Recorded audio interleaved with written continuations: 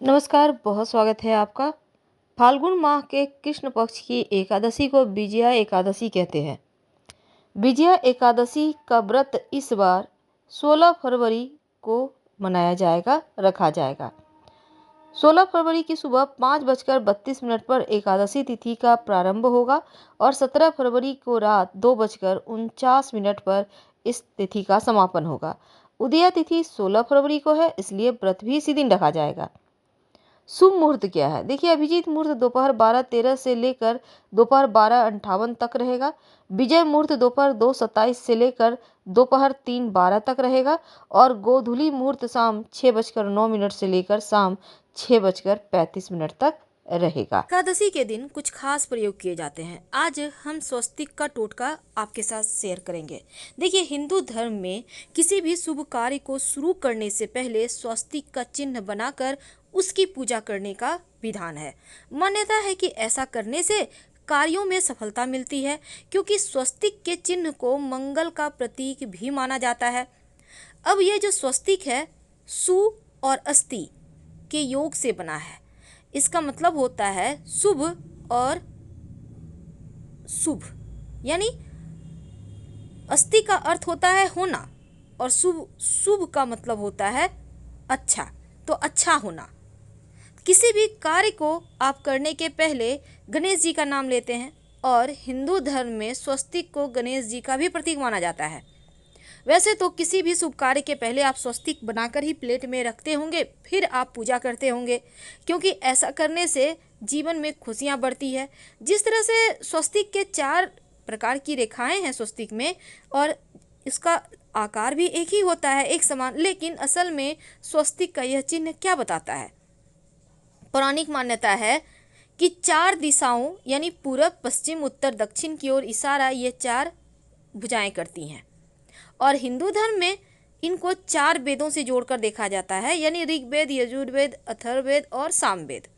मान्यता है कि स्वस्तिक की 4 रेखाएं सृष्टि के रचनाकार भगवान ब्रह्मा के 4 सिरों को भी दर्शाती है और 4 पुरुषार्थ यानी 4 आश्रम, 4 लोक, 4 देवों ब्रह्मा, विष्णु, महेश, गणेश की तुलना भी की गई है। मान्यता है कि यदि स्वस्तिक की चारों रेखाओं को भगवान ब्रह्मा के 4 सिरों के समान है, तो मध्य में जो मौजूद बिंदु है भगवान विष्णु की नाभि है, जिसमें से वे भगवान ब्रह्मा प्रकट होते हैं। और स्वस्तिक की 4 रेखाओं में एक घड़ी की दिशा में चलती है, जो संसार के सही दिशा के चलने का प्रतीक है। ये तो स्वस्तिक का महत्व है, लेकिन आज हम एक खास प्रयोग बताएंगे।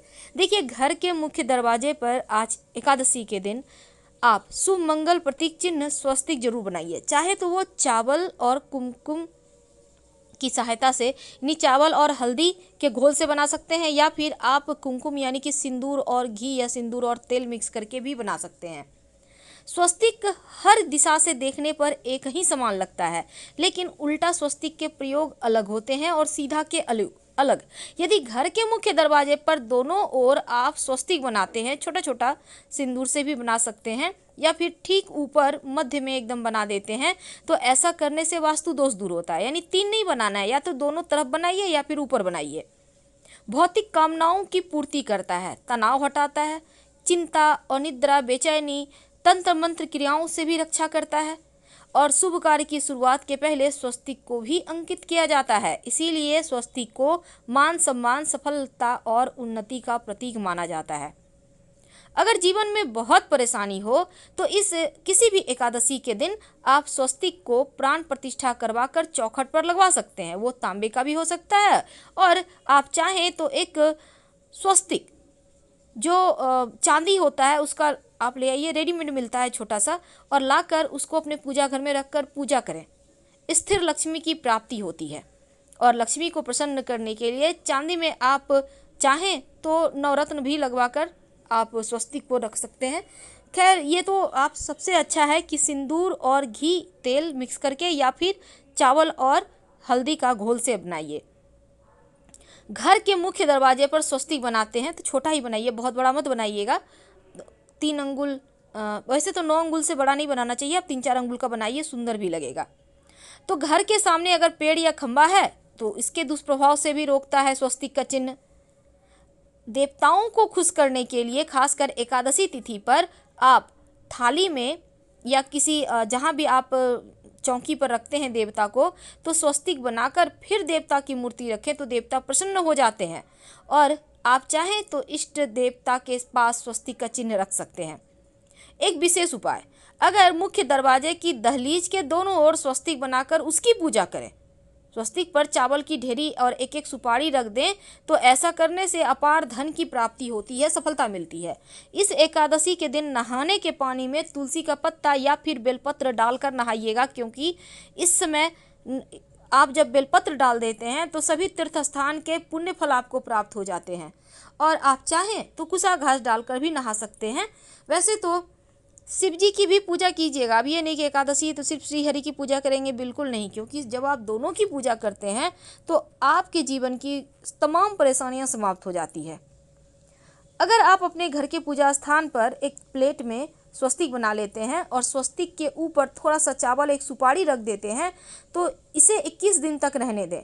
बाद में इस सुपारी को उठाकर गणेश जी के पास रख दीजिएगा घर में ही, और स्वस्तिक वाले प्लेट को आप साफ कर लीजिएगा। 21 दिन तक ये बने रहने से आपके जीवन में धन की कमी नहीं होती। यानी इस एकादशी को कर लें तो लंबे समय तक ये आपको लाभ देता रहेगा। अगर आपको कोई विशेष मनोकामना है तब उन मनोकामनाओं की पूर्ति के लिए विशेष प्रयोग होते हैं। वैसे तो पितरों की कृपा के लिए भी स्वस्तिक का चिन्ह घर में गोबर से बनाना चाहिए, मुख्य दरवाजे के बाहर से। सुख शांति भी रहती है, पितरों की कृपा बरसती है। वैसे तो एकादशी तिथि के दिन ये कहा जाता है कि पीपल के जड़ में अगर 1 लोटा जल में 1 चुटकी काला तिल, थोड़ी सी मीठी वस्तु डालकर पीपल के पेड़ में आप जल दें तो पितृदेवों की विशेष कृपा भी मिलती है और धन लक्ष्मी प्रसन्न होती हैं। धन दौलत सुख समृद्धि यश मान सम्मान बढ़ती चली जाती है। तो ये तो थी स्वस्तिक के कुछ विशेष प्रयोग। लेकिन कई बार होता है लंबे समय से मनोकामना नहीं पूर्ण हो पा रही है, तब इस एकादशी के दिन आप किसी भी पास के मंदिर में के दीवार में जाकर उल्टा स्वस्तिक बना दें, और जब आपकी मन्नत पूरी हो जाए तो जाकर सीधा स्वस्तिक बना दें। सिंदूर से बनाइएगा। तो चलिए आप जानते हैं भगवान श्री हरि की जब आप पूजा करेंगे तो उन्हें 2 हल्दी की गांठ जरूर अर्पित कीजिएगा, और बाद में उस हल्दी की गांठ को पीले कपड़े में लपेट कर रख लीजिएगा। धन की मुश्किलें दूर होगी। पहले से आपके पास रखा हुआ है तो उसको ही फिर से आप रख सकते हैं। आपके पास जो भी चीज़ है, केसर है, कमल का पुष्प है, केला है, गेंदे का पुष्प है, सब कुछ आप उनको अर्पित करें। और विशेषकर आज के दिन आप उनके मंत्रों का खूब जप करें। उनके बहुत सारे मंत्र हैं, जैसे ओम ह्रीं बृहस्पतये नमः, ओम नमो भगवते वासुदेवाय, ओम नमो नारायणाय, ओम ग्रां ग्रीं ग्रौं सह गुरुवे नमः। इस मंत्र का भी जप कर सकते हैं। तो आपको जो आसान लगे उसी मंत्र का जप करें। तो अपनी विशेष मनोकामनाओं की पूर्ति के लिए, चाहे आपको जॉब की प्राप्ति के तलाश है, या फिर आप चाहते हैं कि आपका व्यापार अच्छा चले, या आप चाहते हैं कि अपना मकान हो, तमाम जो भी आपका भौतिक सुख साधन है, उसके लिए आप पास के किसी भी मंदिर में जाएं और एक सिंदूर लेकर जाइएगा घर से। सिंदूर घी मिक्स करके या सिंदूर में सरसों का तेल मिक्स करके मंदिर के दीवार पर एक उल्टा स्वस्तिक बना दें, और फिर जब मन्नत पूरी हो जाए तब सीधा स्वस्तिक बना दीजिएगा। फिर से जाकर वहीं पर, अगर आपकी जब मन्नत पूरी हो जाती है तब, और भगवान को धन्यवाद जरूर कहिएगा। तो इस तरह से आप इस एकादशी के दिन अपनी मनोकामनाओं की पूर्ति के लिए ये विशेष प्रयोग करें।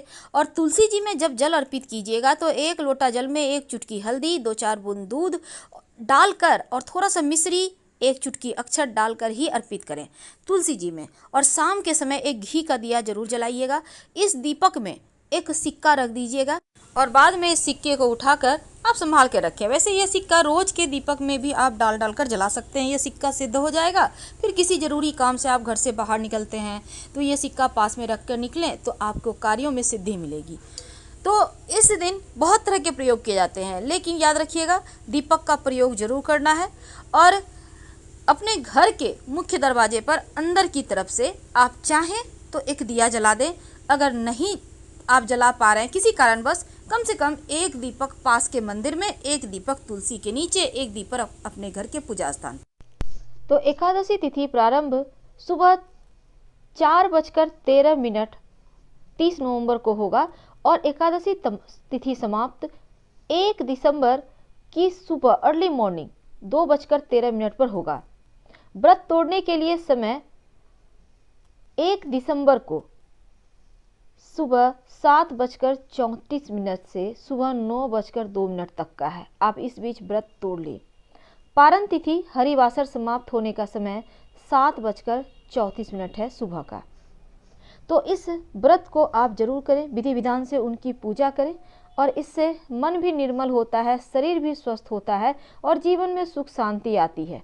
साथ ही भगवान श्री हरि विष्णु के परम धाम का वास प्राप्त होता है, संतान प्राप्ति और आरोग्यवान रहने का भी आशीर्वाद मिलता है। तो भगवान श्री हरि को मनाइए। हम आपसे विदा लेते हैं।